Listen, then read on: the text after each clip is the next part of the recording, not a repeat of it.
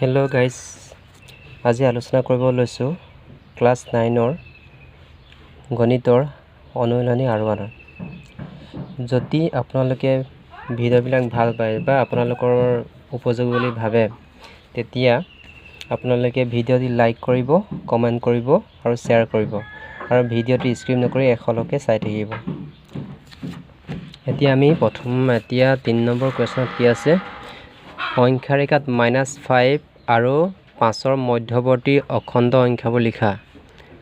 মানে -5 আৰু 5ৰ মধ্যৱৰ্তী মানে কি? মধ্যৱৰ্তী মানে এটো মধ্যৱৰ্তী মানে কি? মাজৰ। মাজৰ বুলি ক'লেতো প্ৰত্যেককে বুজি পায় মাজৰ। আৰু নেক্সট আছে অখণ্ড সংখ্যা। অখণ্ড সংখ্যা মানে কি হয়? যিবিলাক সংখ্যা মাইনাসতো থাকিব, প্লাসতো থাকিব, লগতে জিৰো থাকিব। মানে তাৰ অখণ্ড সংখ্যাত কি থাকে? পৰিমেয় কি থাকিব? স্বাভাৱিক সংখ্যা থাকিব। স্বাভাৱিক সংখ্যা কিহৰ পৰা আৰম্ভ হয়? 1ৰ পৰা 1 2 3 ... তেনেকৈ গৈ থাকিব। এটো হ'ল স্বাভাৱিক সংখ্যা। পূৰ্ণ সংখ্যাও থাকিব 0 1 2 3 আৰু লগতে ইয়াৰ লগতে কি থাকিব? +1 +2 এইবিলাক থাকিব। মানে কি থাকিব? স্বাভাৱিক সংখ্যা থাকিব আৰু পূৰ্ণ সংখ্যা থাকিব, লগতে +1 +2 এইবোৰ প্লাস এইবিলাকো থাকিব। আমি এতিয়া অখণ্ড সংখ্যাবোৰ সদায় আমি কিহত পাতো? সংখ্যা ৰেখাত পাতো, হয় না? এতিয়া 0 আৰু পক্ষত কি যায়? প্লাস বিলাক যায় 1 2 3 4 5 5 এটো মাইনাসত আছে, কত যাব? এইফালে -1 -2 -3 -4 -5। এটা লেফট হ্যান্ড সাইড বা বাও পক্ষত মাইনাস বিলাক থাকে, মাজত 0 টো থাকে আৰু এইফালে সোঁ পক্ষত কি থাকে? প্লাস বিলাক আমি প্লাস বুলি নিলিখো, আমি একো চিহ্ন নাই, মানে কি চিহ্ন আছে? প্লাস চিহ্ন। এতিয়া অখণ্ড -5 আৰু -5 আৰু 5ৰ মধ্যৱৰ্তী মানে মাজৰ। ইয়াত চোৱা -5 টো ইয়াত আছে, হয়নে? আৰু 5 মানে +5 টো ইয়াত আছে। মধ্যৱৰ্তী মাজৰ বুলি কওঁতে -5 আৰু 5ৰ মাজৰ বুলি কওঁতে কি আছে? এইবিলাক কি সংখ্যা দেখিছো? যিবিলাক সংখ্যা দেখিছো ইয়াৰ পৰা ইয়ালৈ। মানে ইয়াত মানুহ এজন আছে, ইয়াত মানুহ এজন আছে, তাৰ মাজত যিবিলাক মানে মাজৰ বুলি ক'লে যিবোৰ বস্তু দেখি পাওঁ, এই কোৱা বুলি ক'লে কি হ'ব? গোটেই বস্তু কি মানুহ দুজনৰ মাজত যিবিলাক বস্তু দেখি পাওঁ এইবিলাকৰ কথা ক'ম। ঠিক তেনেকৈ -5 আৰু 5ৰ মাজত যিবিলাক সংখ্যা আছে, যিবিলাক দেখিছো এইবিলাকে কি হ'ব? -5 আৰু 5ৰ মাজত থকা সংখ্যা। এতিয়া আমি গম পালো -5 আৰু 5ৰ মাজৰবিলাক ল'ব লাগে। ইয়াত চোৱা এইফালৰ পৰা আহোঁ, বাও পক্ষৰ পৰা লিখো। কি আছে? -4 আছে, -4 পিছত এইটো আছে -3 আছে, চিৰিলিকে গৈ আছে -2 -1 লগত কি আছে? 0 আছে, 0 পিছত 1 আছে, 1 পিছত 2 আছে, 2 পিছত 3 আছে, 3 পিছত 4 আছে। কিন্তু আমি 5 ল'ব নোৱাৰো। কাৰণ কেলে নোৱাৰো? কাৰণ -5 আৰু 5ৰ মাজৰ কৈছে, আমাৰ ইহঁতক ল'ব কোৱা নাই। এটোৱে কি হ'ল? এনসাৰ। নেক্সট কুৱেশ্যন নম্বৰ 4 দিয়া আছে সূচক বিধি a⁴m হৰণ a⁴n = a⁴m-n, য'ত m = n লৈ প্ৰমাণ কৰা যে @= 1। মানে ইয়াত দিয়া আছে এইটোৰ লগত এইটো সমান আৰু m টোৰ লগত n টো সমান দিয়া আছে। আমি প্ৰমাণ কৰিবলৈ n টো আমি উলিয়াব লাগে। লিখিলো সমাধান। এতিয়া আমি লিখিলাম প্ৰশ্ন যিটো আছে এইটো লিখি লম। কি দিয়া আছে? a⁴m হৰণ a⁴n = a⁴m-n, এইটো সমান বুলি দিছে, এইটো লিখি লম। এতিয়া চোৱা m আৰু n টো কি বুলি সমান দিছে?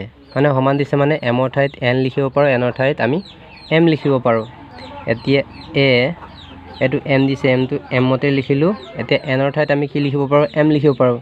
মানে ইয়াত 10 টকা আছে, মোৰ হাতত ধৰি লোৱা 10 টকা আছে আৰু বেলেগৰ হাততো ধৰি লৈছো 10 টকা আছে। 10 টকাটোৰ কি হয়? পুৰণা হলেও নতুন হলেও মূল্য একেই। গতিকে n ৰ ঠাইতো আমি পুৰণা 10 টকা হলেও দোকানত দিব পাৰিম বা নতুন 10 টকা হলেও দোকানত দিলেও একেই বস্তু পাম। 10 টকীয়া বিস্কুট হলে 10 টকীয়া বিস্কুটেই পাম, পুৰণা পইচা পুৰণা হওক বা নতুন হওক একেই মূল্য। ঠিক তেনেকৈ m ৰ ঠাইত আমি কি লিখিব পাৰিম বুলি কৈছে? n আৰু n ৰ ঠাইত m লিখিব পাৰিম। এইটো n ৰ ঠাইত আমি কি লিখিম? m। ইয়াত যিহেতু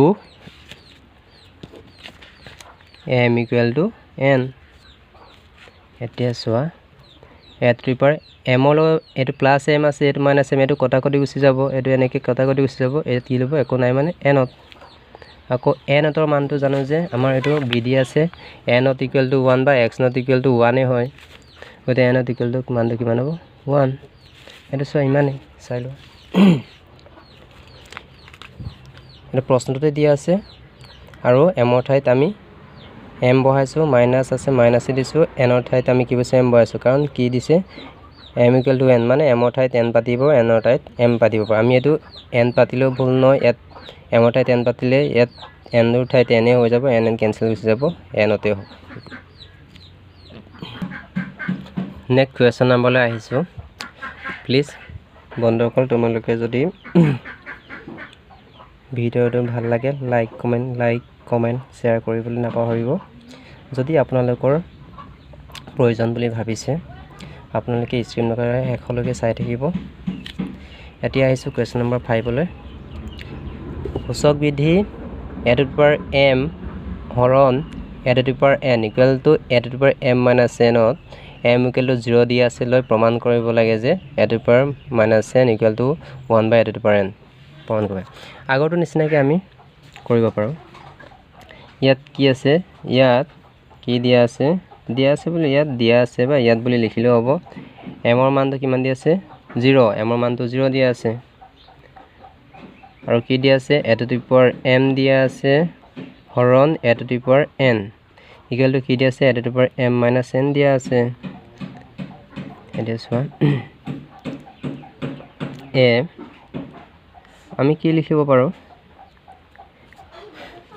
m ৰ মানটো 0 দিয়া আছে ইয়াত ওপৰত চোৱা ঘাত বা পাৱাৰ বুলি কয় যদি ওপৰত যিবিলাক থাকিব ঘাত বা পাৱাৰ বুলি কয় m ৰ মানটো কিমান দিয়া আছে 0 দিয়া আছে m ৰ ঠাইত আমি কি পাতিম 0 মাইনাছ আছে মাইনাছ লিখিছোঁ n আছে n লিখিছোঁ এতিয়া আমাৰ কি থাকিলগৈ কিন্তু 0 ৰ ভ্যালু নাই গতিকে 0 আগত যদি সংখ্যা থাকে তেতিয়াই ভ্যালু আছে যদি 0 পিছত যদি সংখ্যা থাকে ইমান ভ্যালু নাথাকে এতিয়া বা 0 ভ্যালু থাকে কিন্তু 0 যদি অকলে থাকে তাৰ একো ভ্যালু নাই মানে শূন্য এতিয়া ইয়াত কি থাকিলে 0 টো নাইকিয়া গ'ল a to the power n আমি এটো কেনেকৈ লিখিব পাৰোঁ এটো ফৰ্মুলা আছে ফৰ্মুলা মানে বিধি আছে যদি a to the power minus n যদি থাকে তেতিয়া ইকুৱেল টু আমি কি লিখিব পাৰোঁ 1 by a to the power n মানে 1 টো ওপৰত গুচি আহিব আৰু মাইনাছত যদি এইটো দেখিছে নহয় এটো কি আছে a to the power minus n আছে a টু m তে আহিলে মাইনাছটো কি হৈ গ'ল প্লাছ হৈ গ'ল বা এনেকৈ যদি 1 by a to the power n থাকে ইকুৱেল টু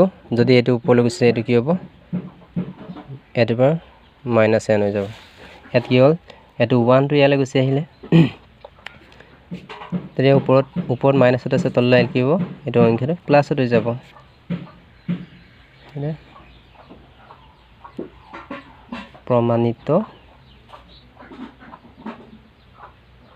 প্ৰমাণিত হ'ল বা প্ৰমাণ কৰা হ'ল